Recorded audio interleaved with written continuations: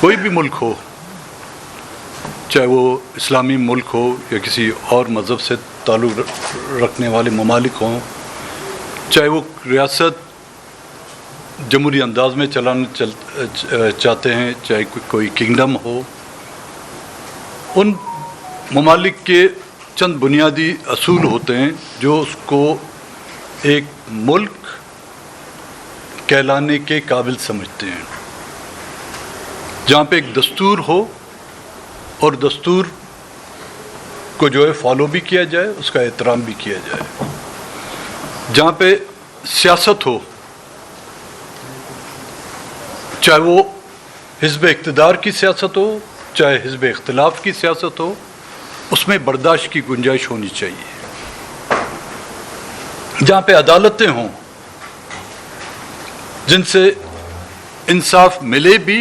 اور انصاف کی توقع بھی کی جائے اور انصاف کی امید بھی کی جائے،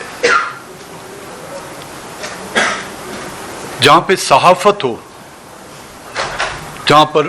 صحافیوں کو اپنا قلم استعمال کرنے کی آزادانہ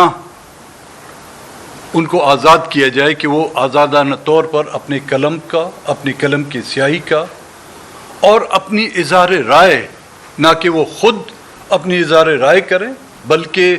چاہے وہ حکومت سے تعلق رکھنے والے ہوں، اپوزیشن سے تعلق رکھنے والے ہوں، ان کا نقطہ نظر اپنے قلم کے ذریعے سے یا اپنی کیمرے کی آنکھ کے ذریعے سے جو عوام تک پہنچائیں۔ لیکن یہ بدقسمتی رہی ہے کہ یہاں پر سیاست بکاؤ بن گئی ہے، یہاں پر ایوانوں تک پہنچنے کے لیے آپ کو عوام کی حمایت نہیں بلکہ گٹڑیوں میں بھرے ہوئے نوٹوں کی گڈیوں کی ضرورت ہوتی ہے، جہاں پر صحافت پیکا قانون کے تحت ان کو پابند کیا جاتا ہے۔ آج کیا یہ ستم ظریفی نہیں کہ ملک کی سب سے بڑی اپوزیشن پارٹیاں اسلام آباد پریس کلب میں پریس کانفرنس نہیں کر سکتی؟ یہ تو اسلام آباد کا حال ہے۔ وہ کہتے ہیں نا کہ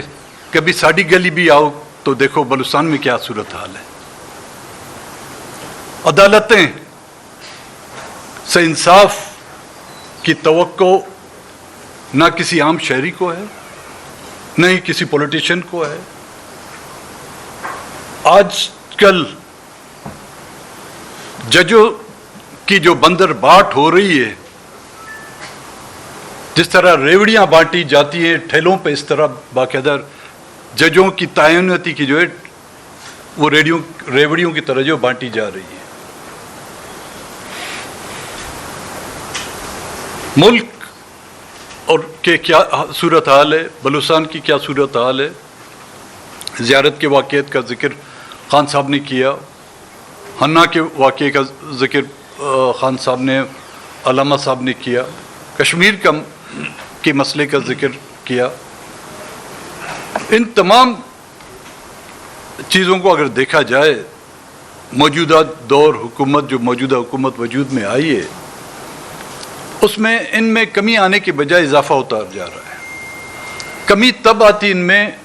جب کوئی ان میں دلچسپی دکھاتا، اس مسئلے کو حل کرنے کے لیے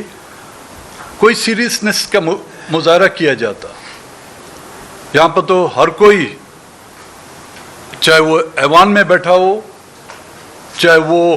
حکومت کی نمائندگی کسی پریس کلب میں آ کے کرتا ہے، کسی جلسے میں آ کے کرتا ہے، وہ دھمکیوں کے بغیر تو کوئی اس کے منہ سے کوئی الفاظ ہی نہیں نکلتے۔ اور انہی کا یہ نتیجہ ہے کہ آج بلوچستان پورے کا پورا بلوچستان جو ہے نو گو ایریا ہو گیا ہے، جہاں پہ نہ کوئی سیاسی کارکن جا سکتا ہے، جہاں پر سیاست کرنے کی کوئی گنجائش نہیں، جہاں پر جلسہ جلوس کرنے کی کوئی گنجائش نہیں، جہاں پر سیمینار کرنے کی کوئی اجازت آپ کو نہیں دی جاتی۔ جب یہی دکھڑا لے کے ہم اسلام آباد یا لاہور میں آتے ہیں اور یہی باتیں جب ہم کرتے ہیں تو ان کو بہت تکلیف پہنچتی ہے، چبھتی ہیں ہماری یہ باتیں۔ تو آپ اندازہ کریں جب ہماری باتیں ان کو چبھتی ہیں، ان کی گولیوں کا کیا ہم پہ کوئی اثر نہیں ہوتا؟ ہمارے بچوں کے سینوں پہ، ان کی کھوپڑیوں پہ جو گولیاں ماری جاتی ہیں، ان کا درد کیا ہمیں محسوس نہیں ہو رہا؟ کوئی ایسا دن نہیں گزرتا بلوچستان میں کہ کسی ایک علاقے میں جو جھگڑے نہیں ہو رہے، کوئی ایسا وقت نہیں گزرتا کہ لوگوں کو جو اٹھایا نہیں جاتا، پولیٹیکل لوگوں کو جو ہے پابند سلاسل نہیں کیا جاتا۔ اگر ریاست واقعتاً بلوچستان کے مسئلے کو، کشمیر کے مسئلے کو اور ملک کے مسئلے کو حل کرنا چاہتی ہے تو وہ دلچسپی کا مظاہرہ کرے، نہ تو اس کو اگر اس طرح چلانا چاہتے ہیں تو چلائیں۔ کب تک چلائیں گے؟ پھر یہ چلے گا نہیں، اس کو گھسیٹتے رہیں آپ، اور گھسیٹتے گھسیٹتے جو ہے نا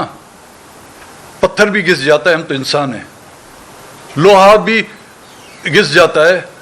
ہماری ہڈیاں جو ہے لوہے کی بنی ہوئی نہیں ہیں۔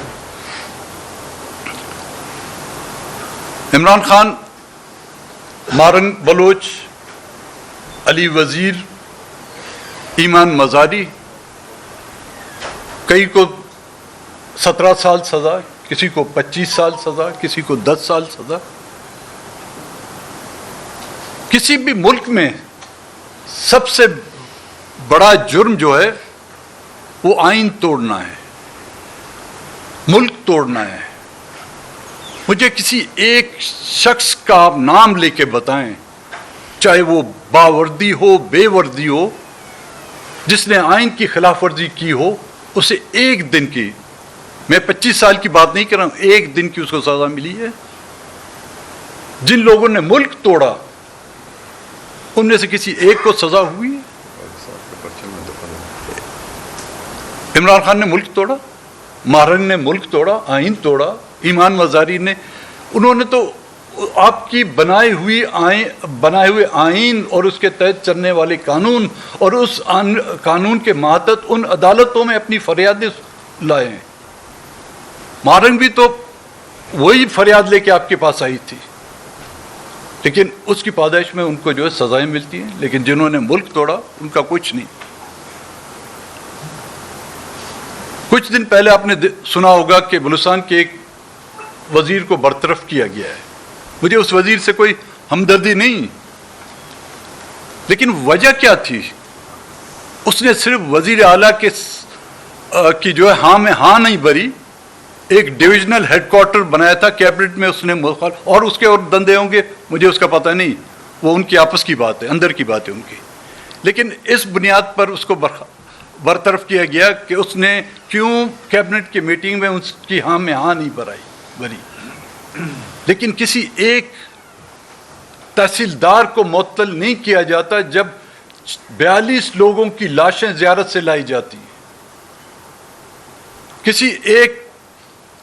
وزیر کی ناک تک جو ہے نہیں کٹتی، اس بلوچستان میں ہزاروں کی تعداد میں جو لوگ مسنگ بھی ہوتے ہیں اور روزانہ کی طور پر جو ہے لوگوں کی جو ہے لاشیں گرائی جاتی ہیں، لیکن ایک نافرمانی پہ اس وزیر کو فارغ کیا جاتا ہے۔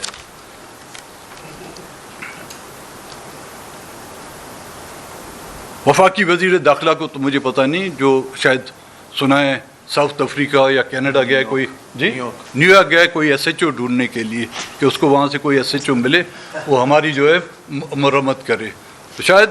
ہمارے اپنے ایس ایچ او اتنے قابل نہیں، وہ گیا ہے وہاں سے، لیکن اتنے بڑے واقعات ہونے کے باوجود وہ دھرنے پہ بیٹھے ہوئے لوگ ہیں، ان کی طرف وہ جاتا نہیں ہے، گھر سنبھالا نہیں جاتا ان سے۔ اتنی نااہلی اور نالائکی ان کی جو رگوں میں بھری ہوئی ہے، ان سے اپنا گھر سنبھالا نہیں جاتا۔ وہ بین الاقوامی معاملات کو حل کرنے کے لیے گئے۔ یہ میرے خیال میں ان قوموں کی بھی بدنصیبی ہے جنہوں نے ایسے لوگوں کو جو ہے اپنا منصف منتخب کیا ہوا ہے۔ ان سے کوئی پوچھے، ان کو بولے پہلے جا کے اپنا گھر سنبھالو۔ تو جب تک کہ بلوچستان اور کشمیر یا ملک کے ان علاقے کے مسائل حل نہیں ہوں گے، جب تک کہ سیاسی ڈائلاگ کا آغاز نہیں کیا جاتا۔ میں یہ نہیں کہتا کہ بلوچستان کا مسئلہ جو ہے نا ان مسئلوں کے حل سے جو فوراً حل ہو جائے گا، نہیں، ایک غم و غصہ، ایک نفرت کو اگر کم کرنی ہے تو مسنگ پرسنس کی واپسی، تمام مسنگ پرسن کی واپسی لازمی ہے. اگر وہ زندہ ہیں تو ان کو واپس لایا جائے، اگر انہوں نے کوئی جرم کیا ہے اپنی عدالتوں میں ان کو پیش کیا جائے، اگر ان کو مار دیا گیا ہے ان کے ورثاؤں کو اطلاع دیں، اور ان تمام اسیران کو عمران خان، علی وزیر، مارنگ بلوچ اور ان کے جو بی وائی سی کے جو رہنما ہیں وہ، ایمان مزاری اور پی ٹی آئی کی تمام قیادت کو بلا کسی تاخیر کے ان کو رہا کیا جائے، پھر بیٹھ کے اس مسئلے کا حل ہم آپ کو سمجھائیں گے. بڑی مہربانی. زین شاہ ادھر آ جانا.